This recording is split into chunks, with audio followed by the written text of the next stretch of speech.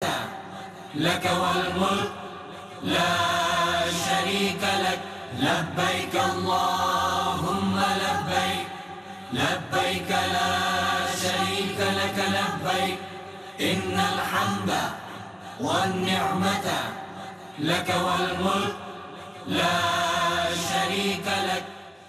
جی ناظرین، آپ کا خیر مقدم ہے. یوم عرفہ کی خصوصی نشریات پیش کی جا رہی ہے اور اس وقت میدان عرفات بقعہ نور کسی کیفیت ظاہر کر رہا ہے. سفید احرام میں ملبوس حجاج موجود ہیں. مختلف ممالک کے اور گروپس کے جو چھتریاں ہوتی ہیں ان کے کلرز الگ الگ ہوتے ہیں. تو وہ ایک جب قافلہ ہوتا ہے تو جب بیرونی منظر اس کا دکھایا جاتا ہے تو بہت ہی خوبصورت اور دلکش دکھائی دیتا ہے کہ تمام لوگ جو ہیں وائٹ احرام میں موجود ہیں اور اس کے ساتھ ساتھ ہر ملک کی نمائندگی کر رہے ہیں حجاج اس وقت اور فریضہ حج ادا کرنے کی سعادت حاصل کر رہے ہیں. اچھا، ہم یہ بھی جاننا چاہیں گے حج کی ادائیگی میں اگر تاخیر ہو جائے مفتی صاحب تو اس حوالے سے حکم کیا ہے شرعی طور پہ؟ میں چاہوں گا اس پر لوگ پس و پیش سے کام لیتے ہیں، چلو کوئی فلاحی کام کر لیں، کسی بچی کی شادی کرا دیں، یہ کر لیں، کوئی ہیلا کوئی تلاش کرتے ہیں. کیا فرمائیے گا اس حوالے سے؟ میں چاہتا ہوں. جی، اس میں دو چیزیں ہیں، ایک تو تاخیر ہے اور ایک عدم ادائیگی ہے. دو الگ چیزیں ہیں. جی جی جی. پھر اگر تاخیر ہو تو وہ عذر کے سبب ہے یا بلا عذر ہے، یہ دیکھا جاتا ہے. تو اگر تاخیر ہوئی کسی صحیح عذر کی بنا پر، جیسے جنگی حالات ہو گئے یا آپ نے نام دیا گورنمنٹ کے گروپس کے اندر لیکن قرآن اندازی میں آپ کا نام نہیں آیا، یا آپ اچانک بیمار ہو گئے ان دنوں میں، یا کسی بہن کا شوہر فوت ہو گیا، وہ عدت میں چلی گئی ہیں، تو یہ وہ صحیح کرونا جیسے 2019 میں آیا اس میں بھی حج. جی ہاں، تو یہ وہ ایسی چیزیں ہیں کہ اس میں تاخیر ہوئی لیکن عذر کے سبب ہوئی، اس میں تو کوئی گناہ نہیں. اور اگر تاخیر ایسی ہے کہ جو جیسے اب آپ نے ارشاد فرمایا کہ شریعت اس کو عذر نہیں مانتی کہ جی پہلے بچیوں کی شادی کر لیں، پہلے مکان بنا لیں پھر حج کریں گے. مکان بنانا اچھا ہے، بہتر ہے، اس کو منع نہیں کر رہے، لیکن حج تو فرض ہے. اس کے اندر تاخیر اب اس وجہ سے کی تو یہ گناہ گار ہوں گے. اور اس کی وجہ یہ ہے کہ موت کا کچھ نہیں پتہ. ویسے تو حج مطلق عن الوقت ہے. بعض عبادات ایسی ہوتی ہیں جو وقت کے ساتھ مقید ہوتی ہیں، جیسے نمازوں کو اپنے اوقات میں ادا کرنا. ادا نہیں کریں گے تو قضا ہو جائے گی. لیکن بعض معمور بھی یعنی اللہ تبارک و تعالیٰ کی مقرر کردہ یا فرض یا واجب کردہ عبادات ایسی ہیں کہ وقت کے ساتھ وہ مقید نہیں ہے. اس کا خلاصہ یہ ہے کہ جب زندگی میں ادا کریں گے وہ ادا ہوں گی، قضا نہیں ہوں گی.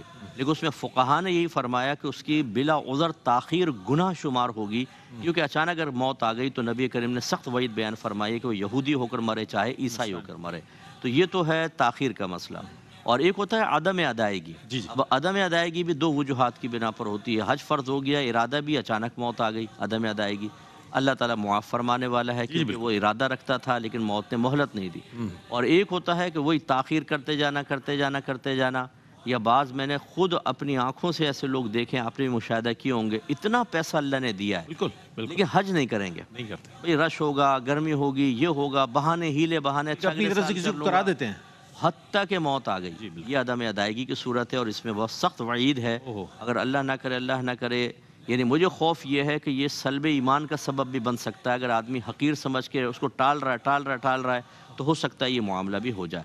اس لیے جس کے پاس تھوڑا بھی مال آ جائے، خصوصاً جیسے ہماری بہنیں ہوتی ہیں ان کے پاس سونا زیور وغیرہ ہوتا ہے یا پیسہ وغیرہ ہے، تو ضرور یہ شرعی مسئلہ معلوم کر لیں کہ کیا مجھ پہ حج فرض تو نہیں ہو گیا. کیونکہ عورت کے لیے محرم ہونا ضروری ہے اور محرم کے اخراجات بھی عورت اگر پوری کرے گی تب اس کے لیے حج کی فرضیت کے اسباب بنتے ہیں. تو اس لیے لیکن مسئلے معلوم کریں. جب ہم مسائل معلوم نہیں کرتے ہم کہتے ہیں ہم تو غریب ہیں. یا جیسے ابھی آپ نے کویسچن کیا جی جمع کر کے رکھا ہوا بہت پیسہ، بھئی بچوں کی پڑھائی کے لیے رکھا ہوا ہے، بچی کی شادی کے لیے یا مکان بنے گا تو ہے ان کی ملکیت کے اندر. تو یہ تو بات کی چیزیں ہیں. اگر تو فوراً کوئی حاجت اصلیہ میں مستغرق ہوتا ہے یعنی فوراً خرچ کرنا ہوتا ہے ایک الگ بات تھی. لیکن آپ نے جمع کر کے رکھا ہوا ہے، حج کی فرضیت ہو گئی اور معلوم ہی نہیں ہے. اور کتنے لوگ اسی طرح فوت ہو گئے.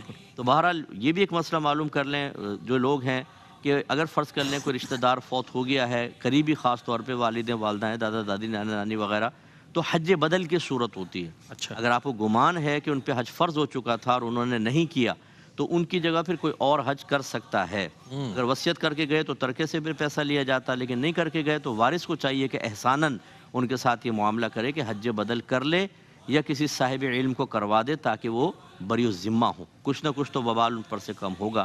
تو بہرحال سستی تاخیر بالکل نہیں کرنی چاہیے. بہت اچھی بات ہے.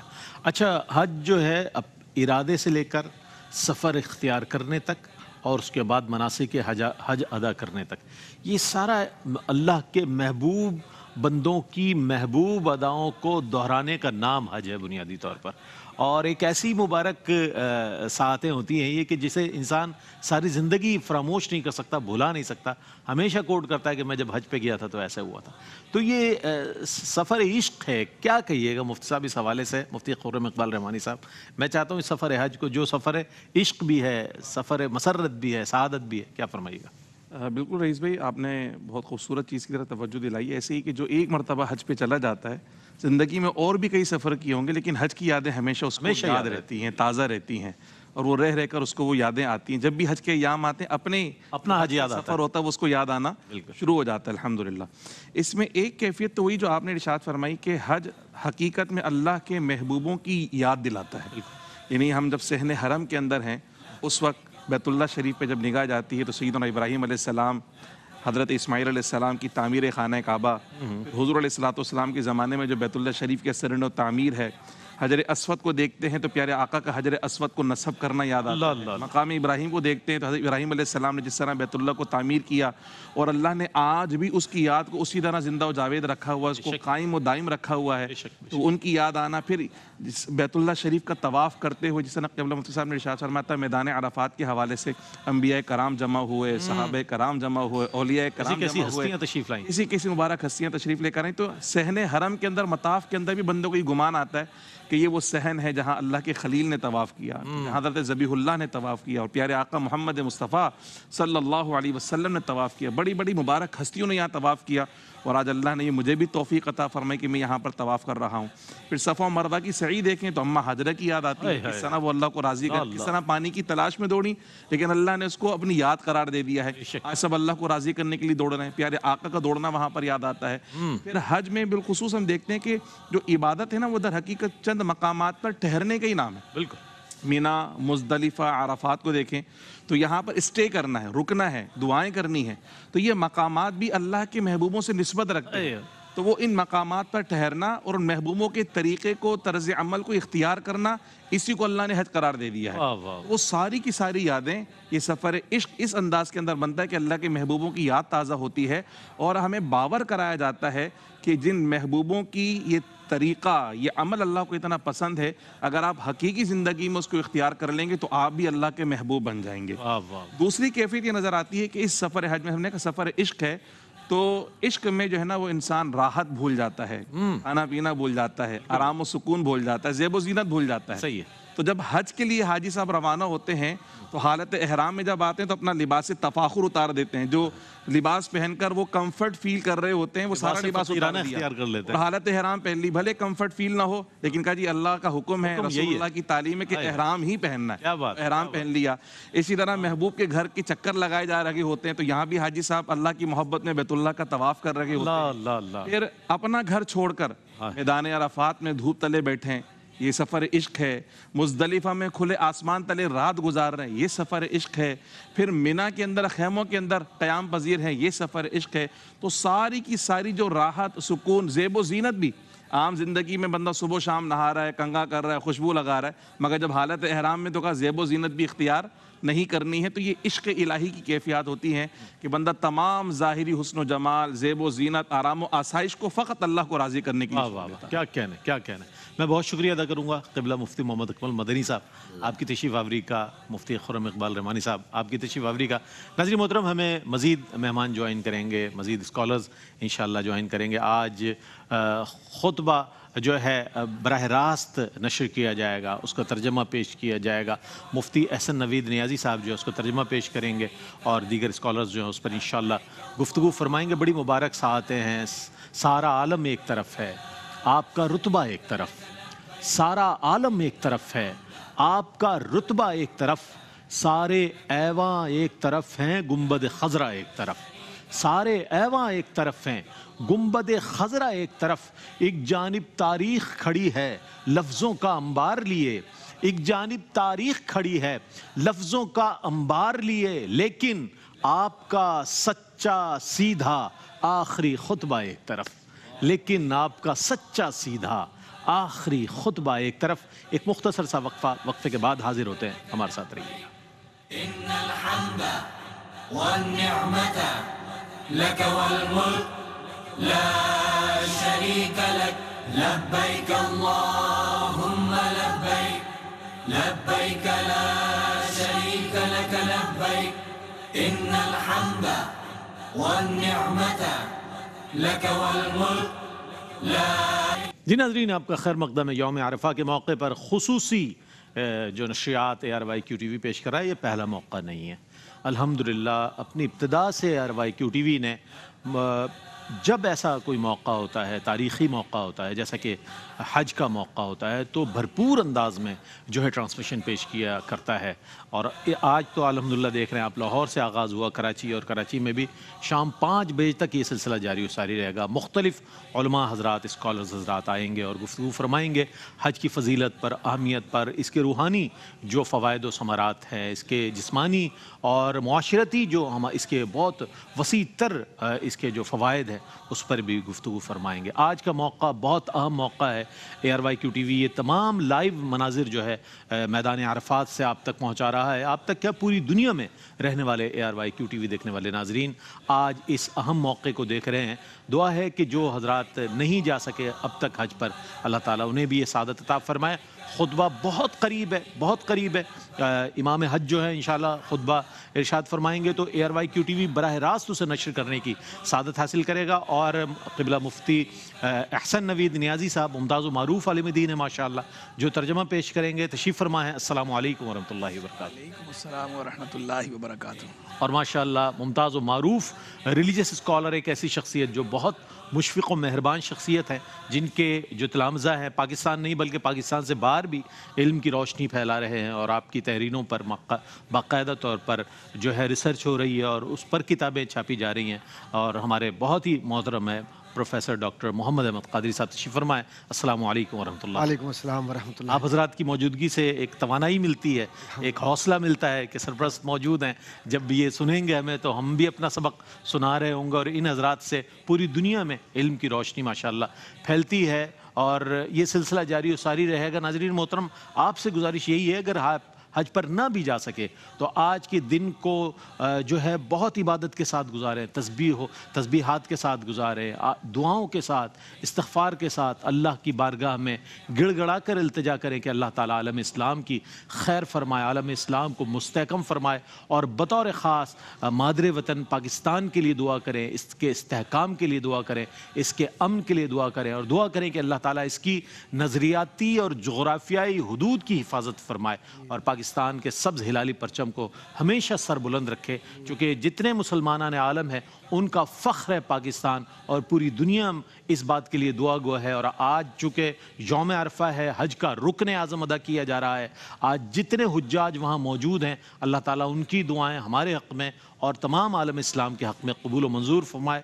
بہت بڑا دن ہے. ہم یہ سمجھتے ہیں کہ کوئی اگر کرکٹ کا فائنل ہو رہا ہے تو وہ بہت بڑا دن ہوگا کہ جس پر بڑی بڑی سکرینز لگائی جاتی ہیں.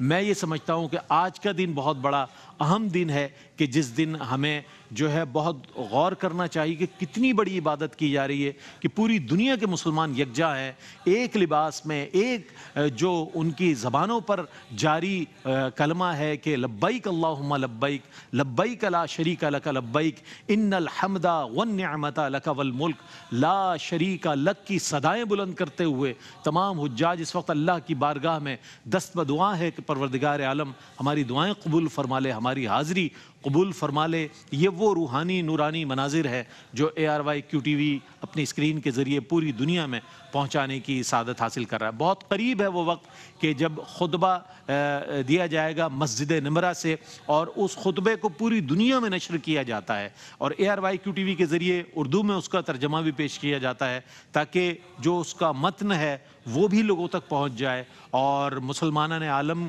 کے لیے جو ایڈریس کیا جا رہا ہے آج کے خطبے میں وہ بھی آپ تک پہنچ جائے کہ کیا کیا چیزیں جو ہے ظاہر عربی زبان میں ہوتا ہے تو اس کا اردو ترجمہ جو ہے بہت احسن انداز میں قبلہ مفتی احسن نوید نیازی صاحب انشاءاللہ جو ہے وہ ظاہر ہے کریں گے، ارشاد فرمائیں گے.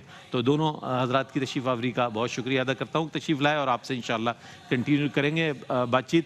تو بہت جلد جو ہے خطبہ حج جو ہے وہ ارشاد ہوگا، اور جو کہ آپ نشر بھی کیا جائے گا، اس کا ترجمہ بھی نشر کیا جائے گا. میرے بعد آپ کے اور ہمارے بہت ہی ارد عزیز میزبان، بہت خوبصورت بولنے والے میزبان جناب سید سلمان گل نورانی جو ہے اس کو کنٹینیو کریں گے، اور اس کے بعد انشاءاللہ نشریات کے آخر تک ان کا اور آپ کا ساتھ رہے گا.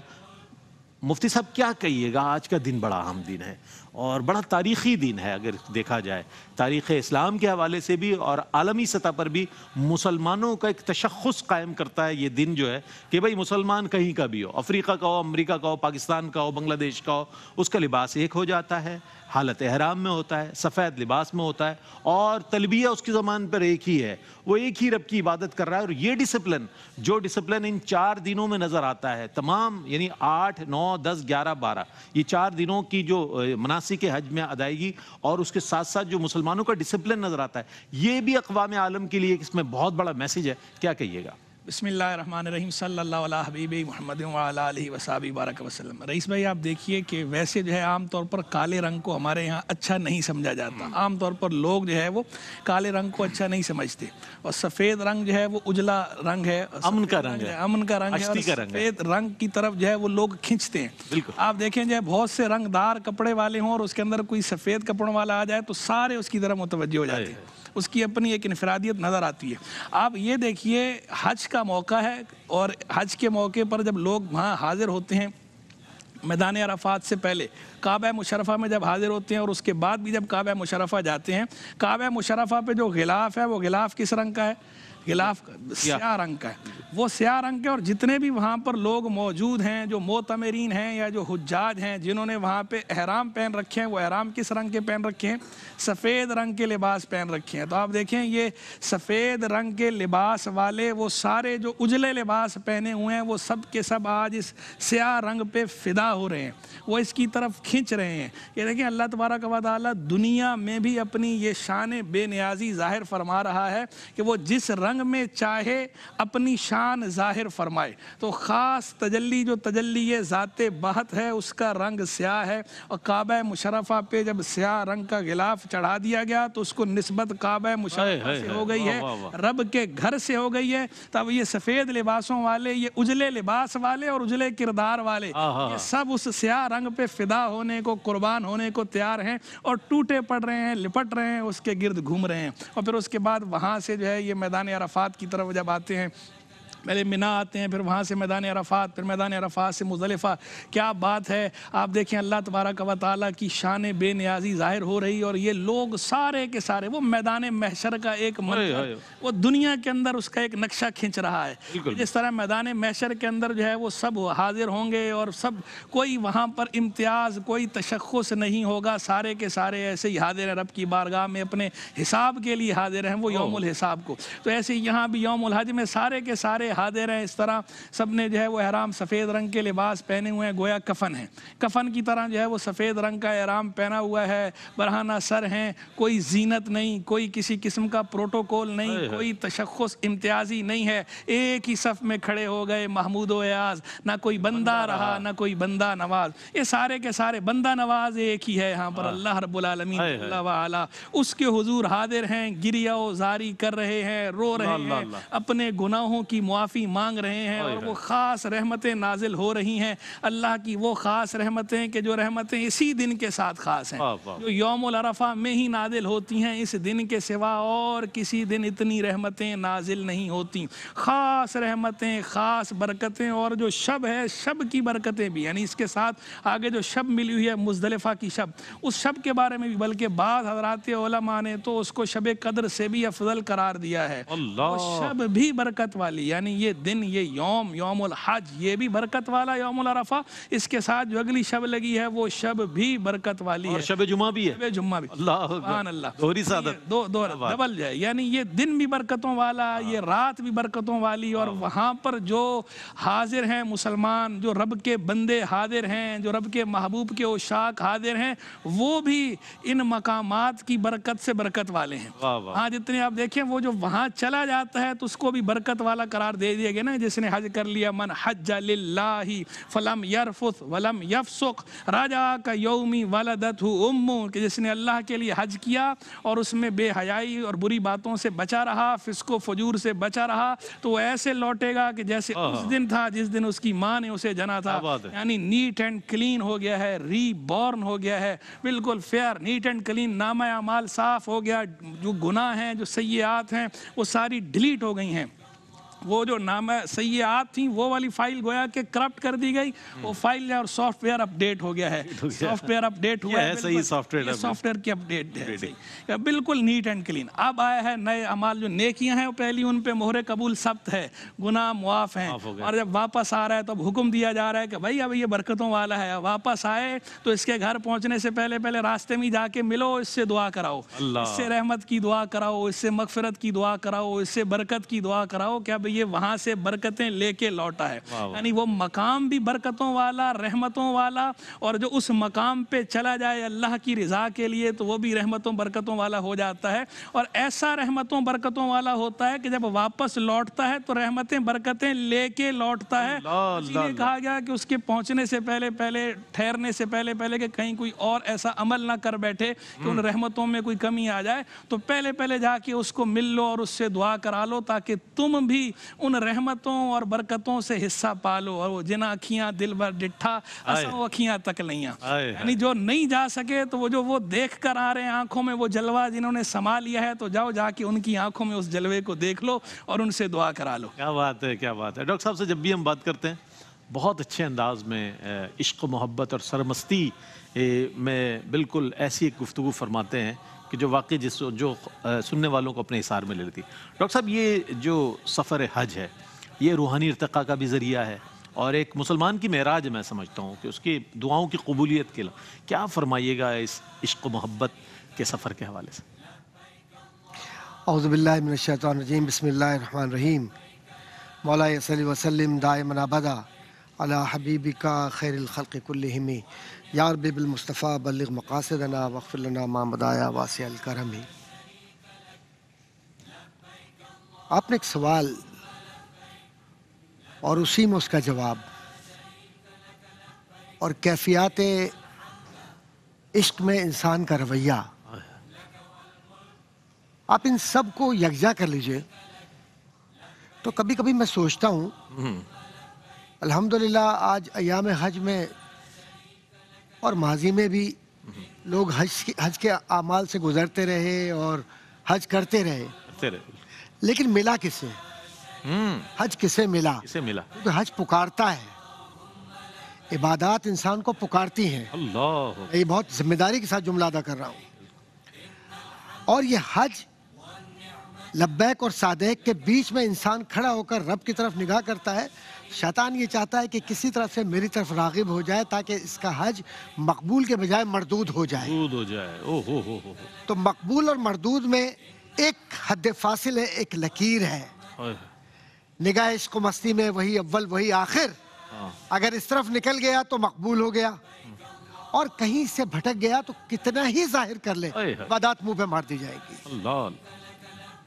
आज जब हम हज की तरफ जाते हैं तो हज का तकाजा क्या है? जी जी, क्योंकि ये जामिउल कमालात है ये, और जामिउल इबादात है ये हज।